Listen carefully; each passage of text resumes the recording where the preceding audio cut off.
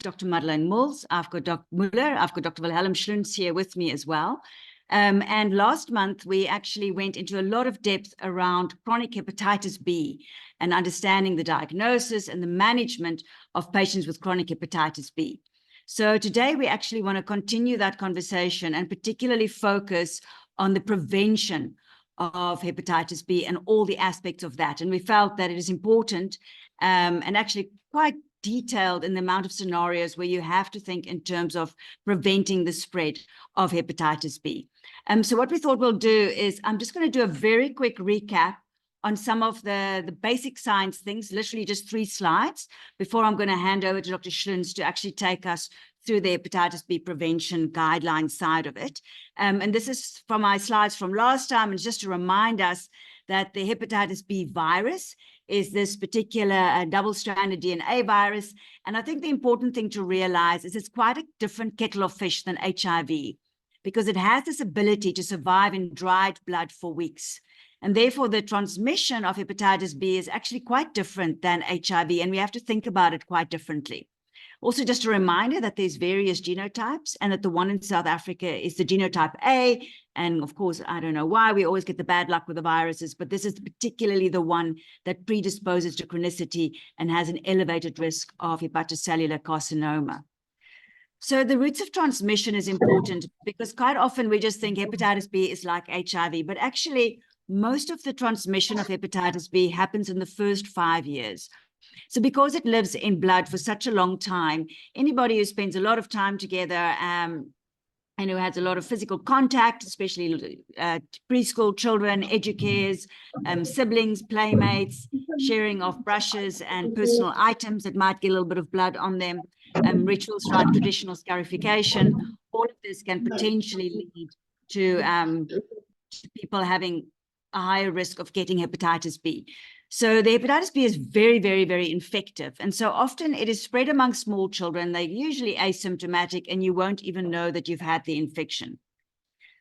A very high risk as well is at birth. And Dr. Schlunz is going to cover quite a bit of detail on post-exposure prophylaxis in the neonate and what we do with a pregnant woman. And specifically, if the viral load is over 200,000, there's an increased risk of between 7 to 25% of that baby getting infected with hepatitis B. Sexual off, definitely, hepatitis B is much, much more infectious than HIV. But remember, I've mentioned most people when they get hepatitis B are actually small children. And that's usually when the hepatitis B viral loads are very high. So people who do contract hepatitis B in adults, it's going to be more sporadic and more intermittent. And we actually don't know the exact risk of how much hepatitis B in sexual contact is spreading the disease. And then, of course, percutaneous for us as healthcare workers is a huge concern. So patients who have hepatitis B E antigen positive, those are people with lots of replication, there's a 30 to 60% chance of transmission.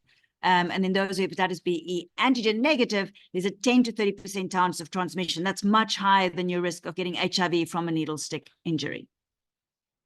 So this is just a very quick overview of our results and understanding and being able to interpret our markers. So if hepatitis B serum antigen, so if you've got surface antigens is what you're going to be looking for to see if the patient has got infection. So hepatitis B surface antigen is our routine screening test. And if it's positive, it means the patient definitely has infection. And if it's negative, 99%, we would say that patient is negative.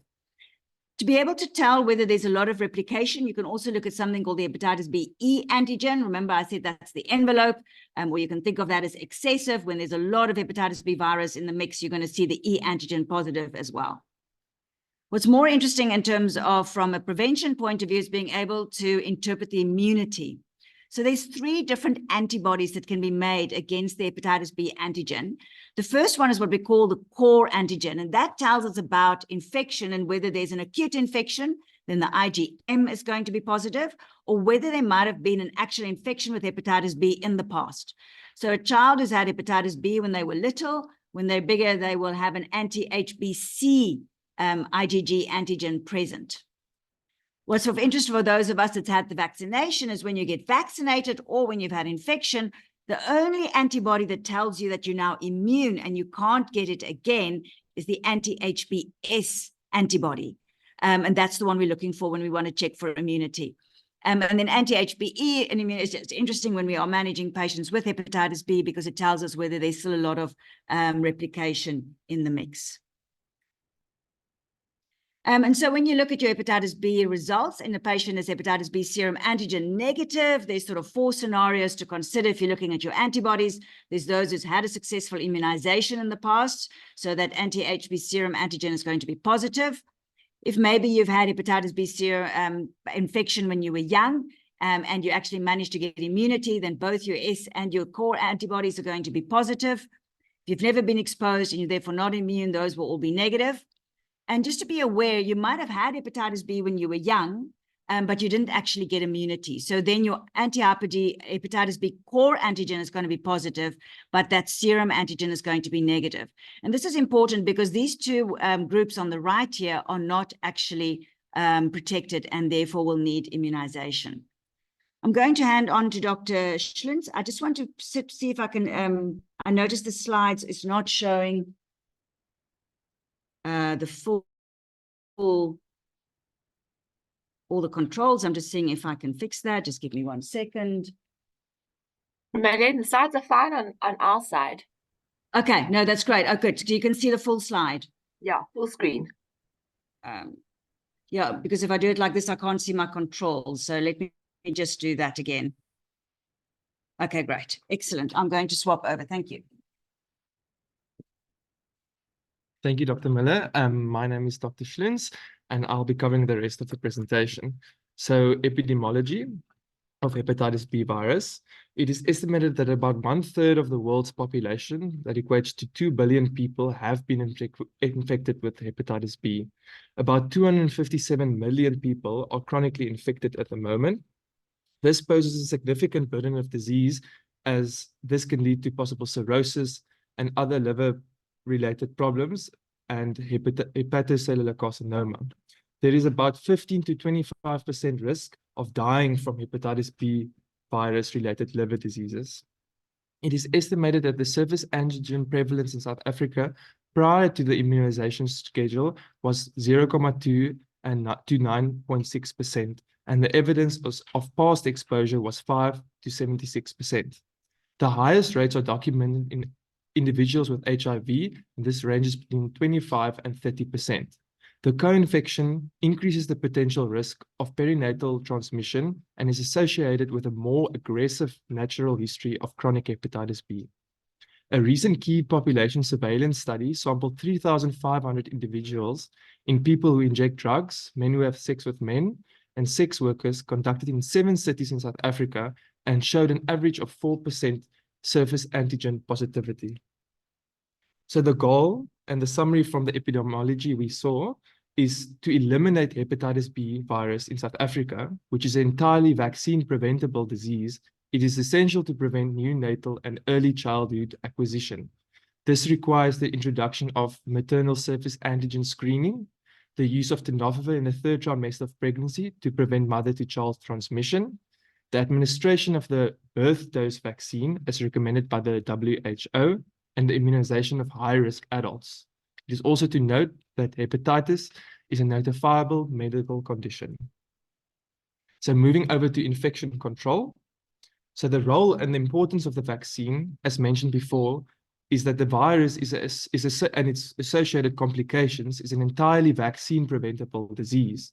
The vaccines are produced by recombinant DNA technology or are plasma-derived, and this means that it is safe.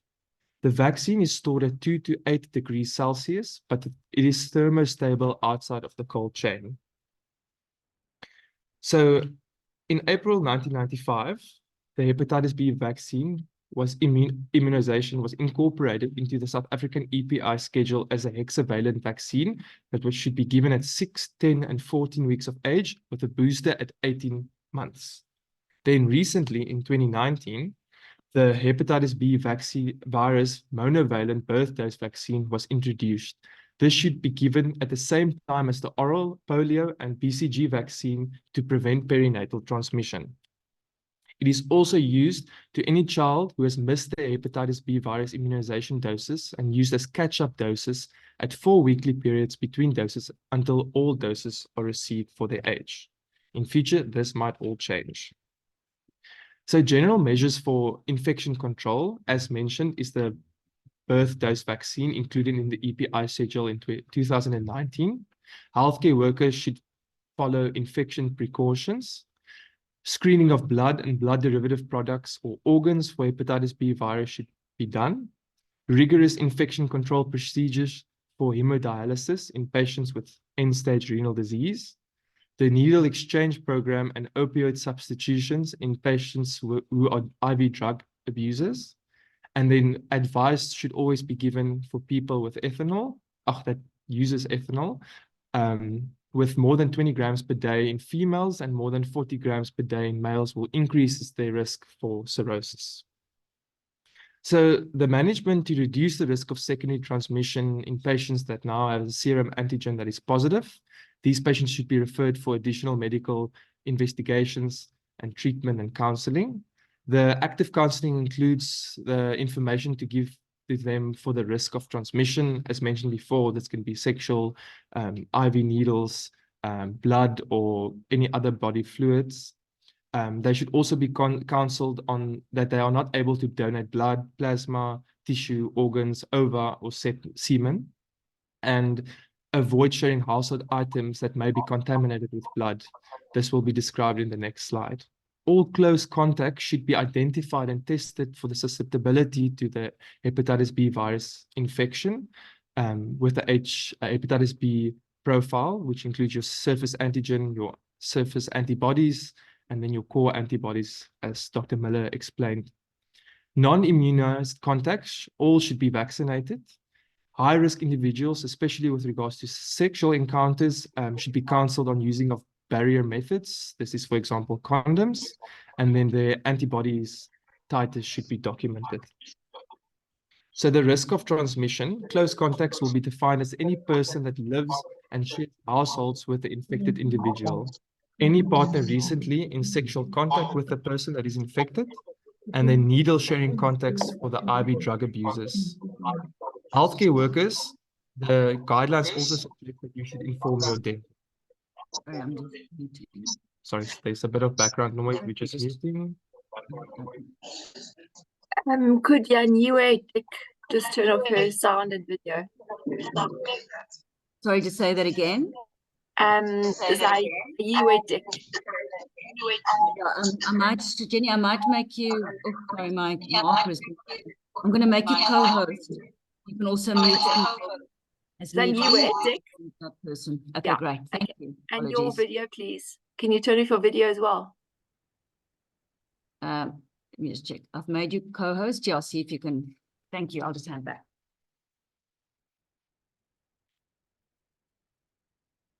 Okay, then with regards to household items that can be contaminated with the virus, examples include using of toothbrushes, razors, hair clippers, and nail grooming equipment. So the next time you share your house with any other people, you should test them for hepatitis B. The administration of the vaccine. So the usual vaccine dose is 20 micrograms per mil IMI into the deltoid muscles in adults, and it's 10 micrograms per 0.5 mil IMI into the anterolateral aspects of the thigh in the neonate and infants. We usually require 3 doses to become protective or have antibody levels that are protective.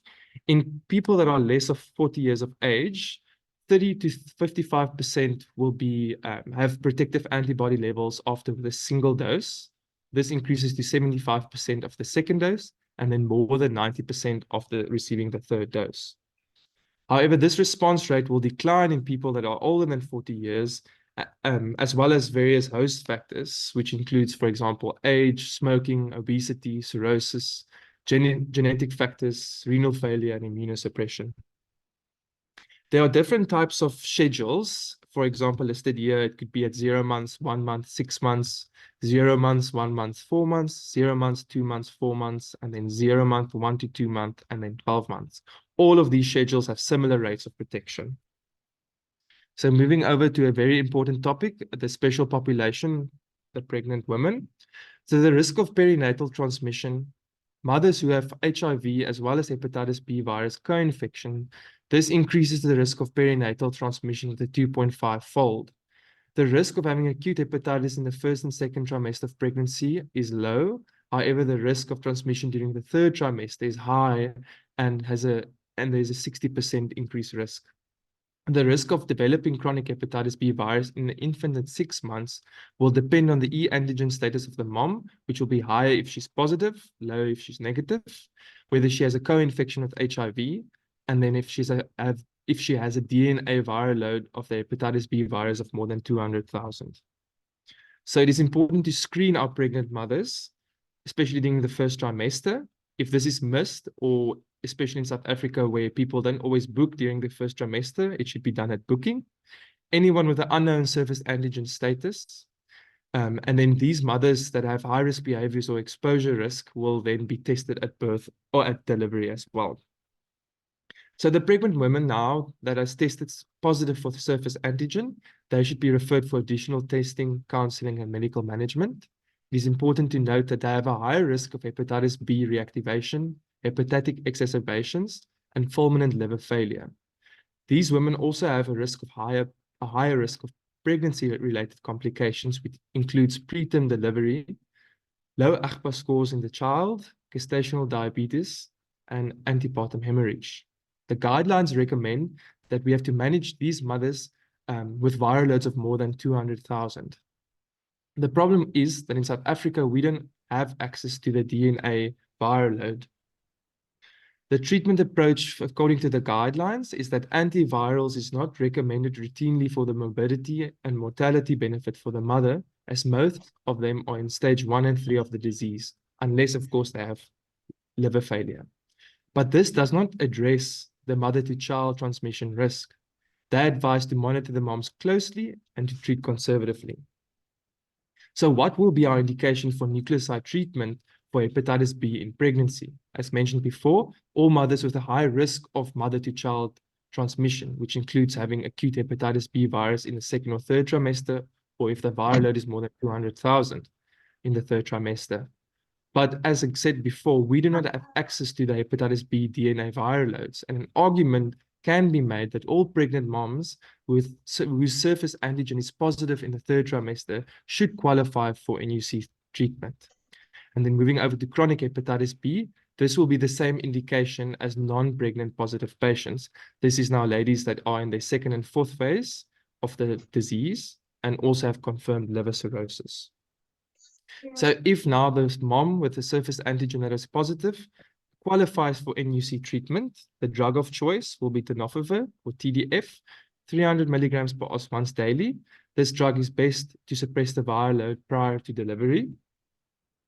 In cases where mother has renal failure, we could consider a renal-friendly regime if the GFR is less than 50.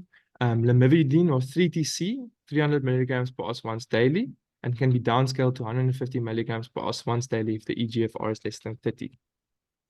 So TDF is completely safe to use in pregnancy. However, TAF, there's no safety data on that as of yet.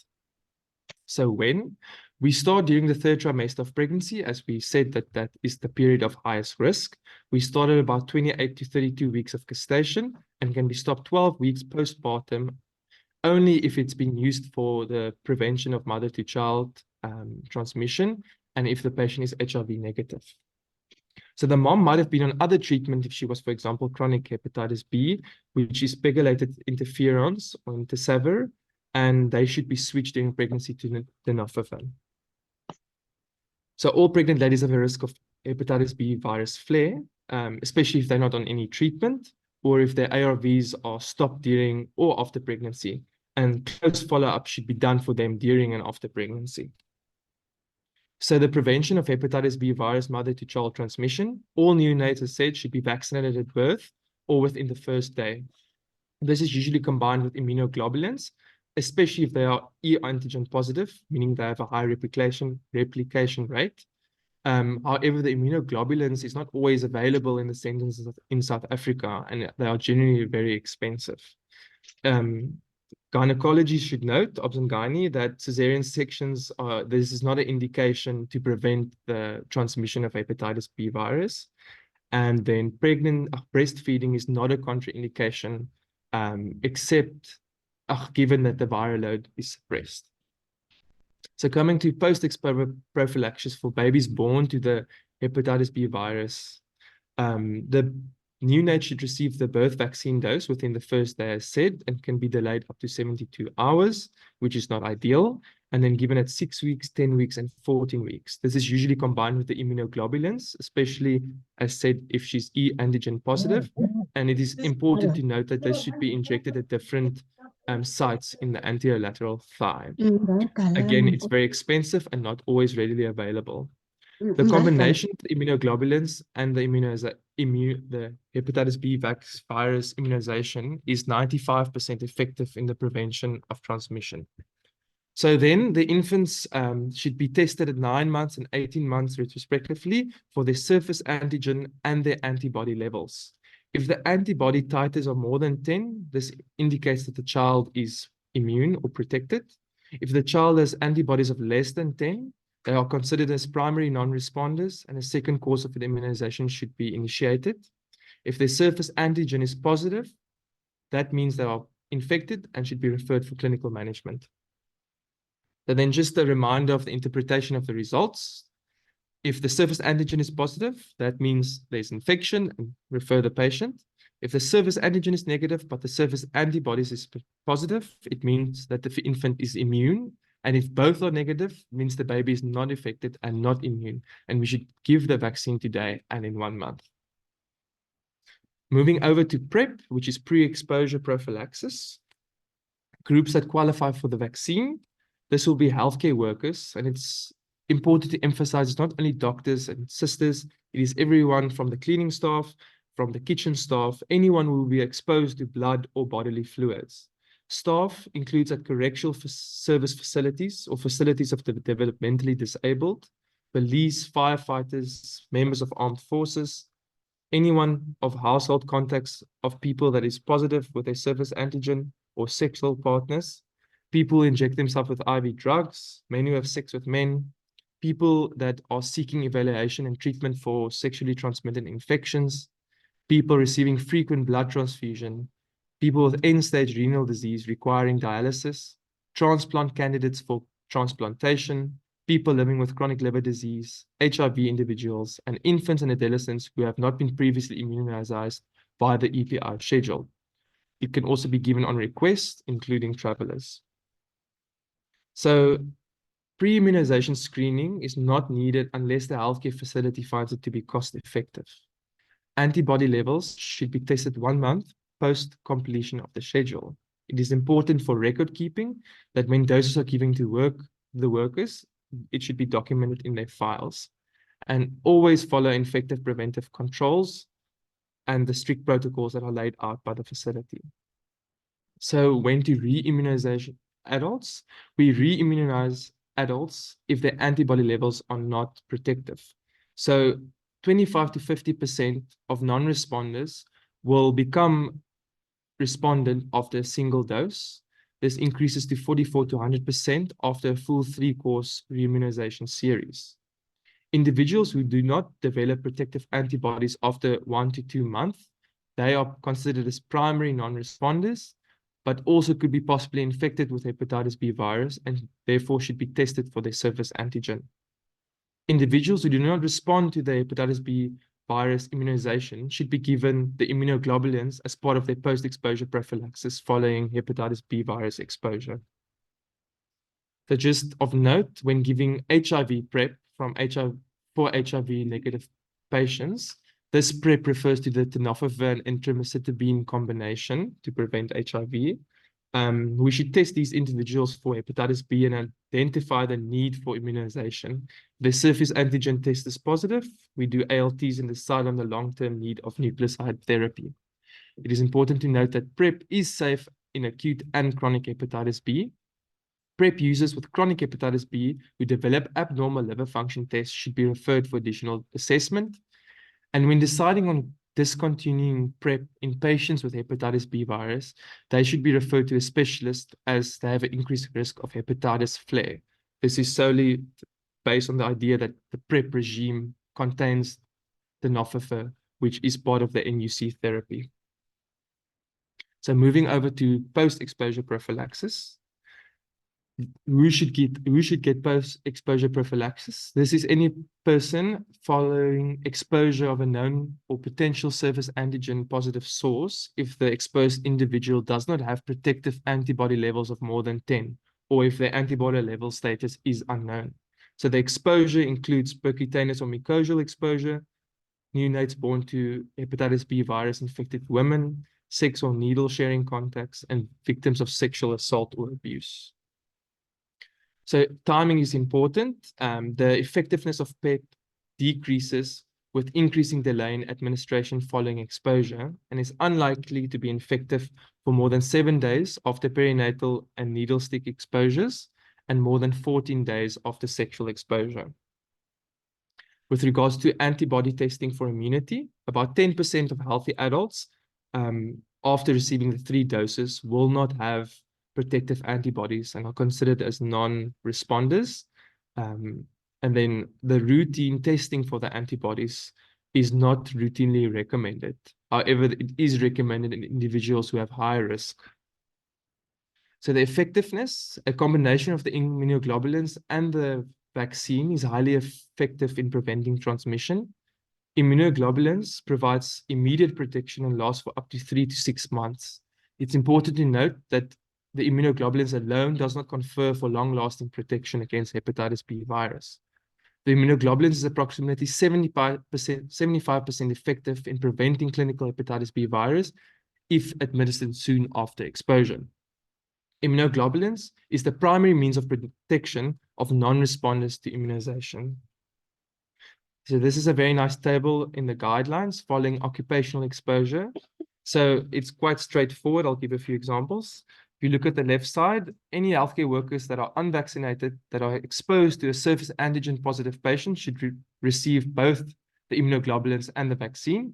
If they're exposed to a surface antigen negative patient, they should only get the vaccine. And if the source is unknown, we'll do both.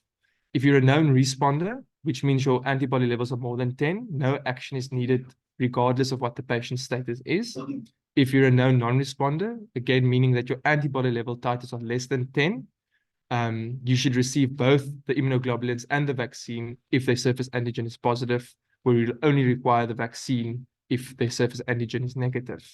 And then for most of us in the healthcare, I, for example, don't know my antibody level. So if I'm exposed to a surface antigen positive patient, I should first test my antibody levels. If it is more than 10, meaning I'm protective, no action will be needed.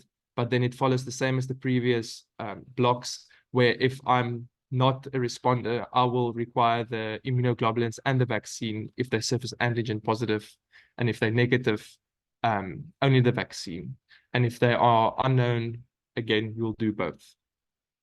Then the PEP guidelines for post-exposure prophylaxis for sexual exposure to hepatitis B align with the PEP guidelines. We all know that hepatitis B is sexually transmitted, but the risk of transmission per exposure is unclear. The vaccine must be given to all victims who are not fully immunized, and this is usually combined with the immunoglobulins, especially if there's high risk. The surface antigen of the exposed individual should be performed at baseline, 12 weeks and 24 weeks. If they're found to be positive with the surface antigen, the vaccine schedule should be stopped, and the victims of sexual assault then must be screened for other infections like hepatitis C, as well as HIV and other sexual transmitted diseases. I would like to thank Dr. Muller for assisting me with this PowerPoint, and we use the national guidelines for the management of viral hepatitis as our source.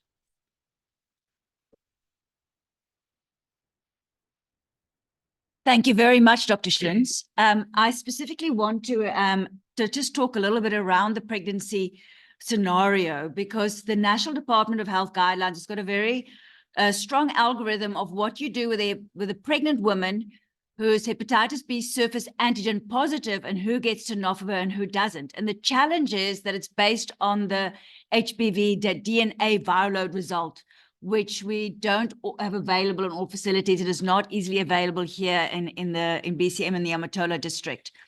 But there is one of the ways of looking at it is there's actually, if you think of your pregnant woman, we are already driving pre-exposure prophylaxis for HIV as an important part of taking care of our pregnant women. So just to remind us, our pregnant women, obviously, if you fall pregnant, it means you're somebody who's having unprotected sex, and there's therefore a higher risk for a HIV-negative pregnant woman to also possibly acquire HIV during pregnancy. So we are very strongly rolling out pre-exposure prophylaxis for HIV in our HIV-negative women. And that's the combination of tenofovir and 3TC.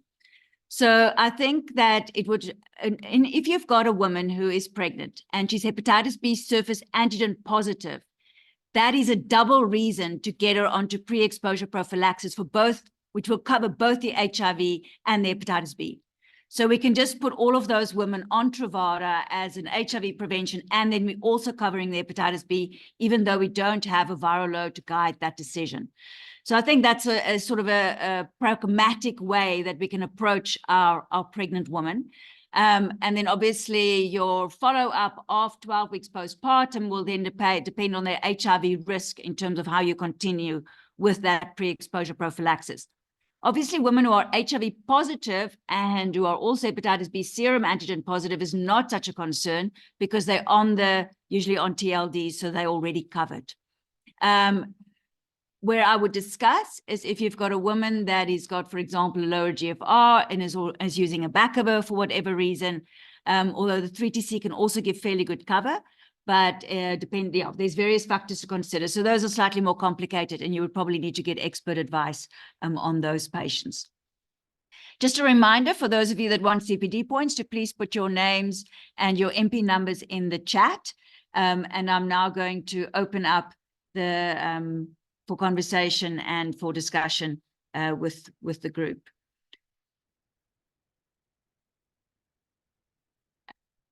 Great. Can I feel free to put up hands from the if you are online. And then is there any comments or questions from here at CMH Family Medicine Boardroom?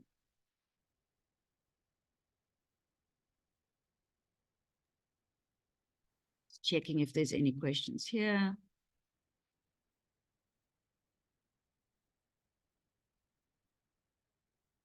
Perhaps it would be nice to hear from the district, either Jenny or one of the others, in terms of what is happening with our pregnant women that is hepatitis B serum antigen positive in terms of mother-to-child transmission, if there are specific policies already in place. And then I also have a question in terms of how good we are at actually covering high-risk groups with hepatitis B vaccination, how good we are at identifying those patients and getting them vaccinated. Yes, Tembela, please unmute and speak.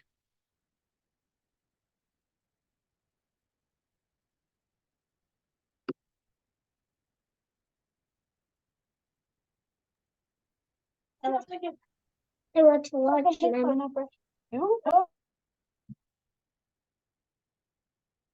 Can you hear me?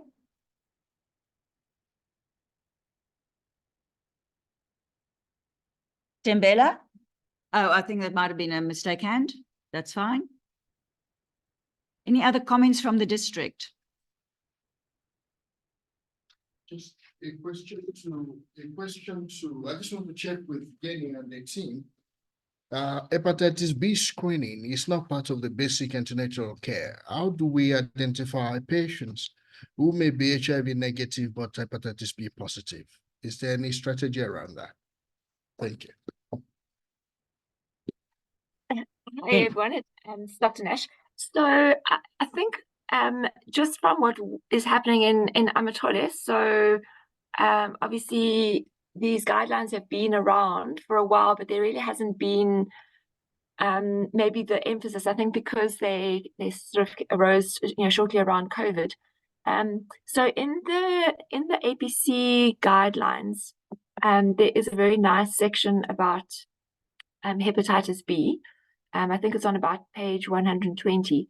And so we are now screening for antenatal. We are doing Hep B on all pregnant women, irrespective of their HIV status. And then, as you say, Dr. Muller, we are providing PrEP for those who are HIV negative, who are Hep B surface positive, for the duration of their pregnancy.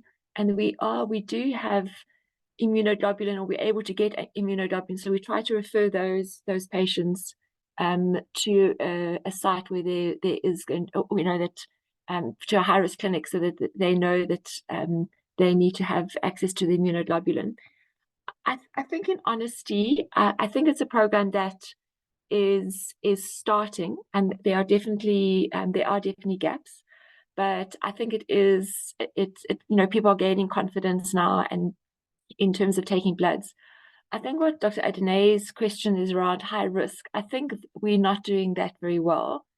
And I think that does need some more attention. I think, on history, in terms of who's high risk, I don't think we're getting that, and I don't think we really, so obviously your HIV positive patients would have their Hep Bs taken, but I think we're not really looking in Hep B in HIV negative patients. But I think it's also starting, but I don't think it's standardized yet in terms of guidance. But I think because it's in the APC guideline, there's increasing awareness now at primary healthcare, and certainly when I've visited clinics, there's a lot more discussion around that. Thanks.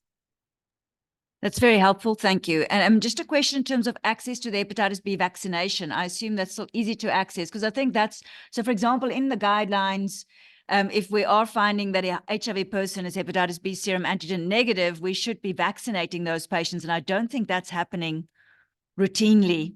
I'm also not sure in the clinics, but I know it's not sort of part of the habit life that if you do find a serum antigen is negative, that your next question you ask, is this person high risk, and should I be immunizing them against hepatitis B?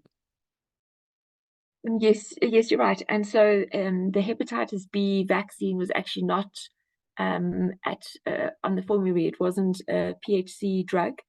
So that has been relooked at, and the new sort of formulary is hopefully going to be coming out and be released. But you're right, that has been difficult. Okay, that's helpful. We'll watch that space and we'll keep people updated, because I think that's quite exciting, that it sort of feels like there's a lot of loose threads that we actually just need to pull together into one program, especially because we do have the Truvada available as an option as well for our HIV, and that's just an elegant solution for our HIV negative patients, both in covering hepatitis B as well as HIV. Thank you very much. Is there any last questions from the online group? Is there any last questions and comments from here?